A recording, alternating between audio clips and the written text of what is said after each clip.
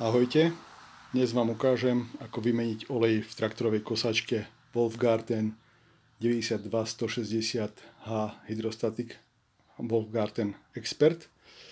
Najprv musíte olej zohriať, to znamená, že necháte kosačku bežať na voľnobeh asi 3 minúty a následne budete potrebovať nasledujúce veci.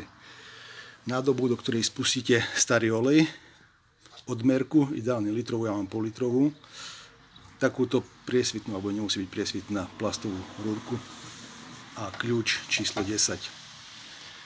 Čiže teraz si otvoríme kapotu traktoríka,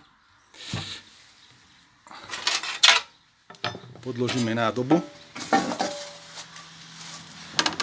zhruba do miesta, kde bude olej stekať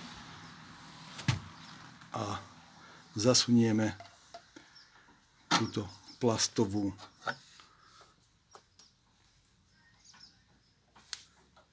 hadičku dovnútra a hadičku nasmerujeme takým štýlom, aby starý olej tiekol do pripravenej nádobky. Odmerku budeme potrebovať na to, že pri výmene oleja v tomto konkrétnom traktore, ak nemeníte starý olejový filter, ja ho teraz nebudem meniť, pretože som ho menil po 200 hodinách. Olej sa má meniť každých 100 motohodín, a čiže ja vymením len olej, olejový filter meniť nebudem. A pri výmene oleja bez výmeny olejového filtra by ste mali naliať 1,5 litra oleja. Olej budete potrebovať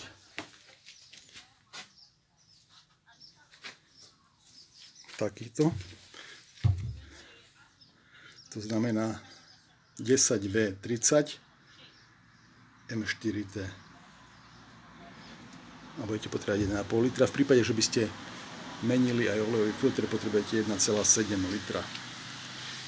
A takisto budete potrebovať kľúč číslo 10, lebo týmto kľúčom si povolíme teraz túto skrutku. Teoreticky by sa mala dať povoliť aj širokým plochým skrutkovačom, ale je lepšie ju povoľovať kľúčom číslo 10.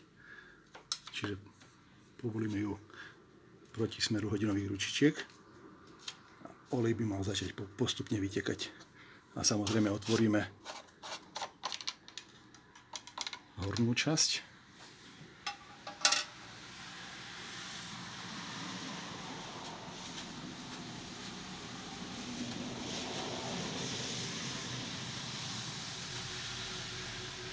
A vidíme, že olej začína pomaly vytekať.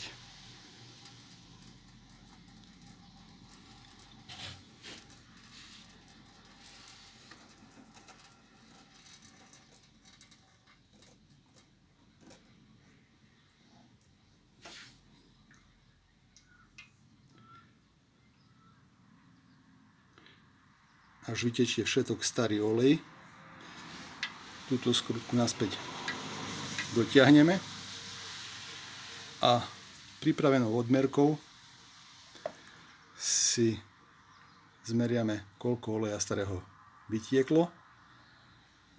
Následne ju vyčistíme a potrebné množstvo oleja nalejeme cez tento otvor. Až ho tam budeme mať, môžeme mierkou, ktorá sa zasúva sem a skrutkuje, zmerať množstvo naliatého oleja. Meria sa to tak, že táto mierka sa nezaskrutkuje. To znamená, že ju len priložíme a tu je mierka medzi minimum a maximum. To znamená, výška oleja musí byť v rozmedzi. Čiže to je tak asi všetko, čo som vám chcel dnes povedať. Ďakujem za pozornosť a prajem pekný deň.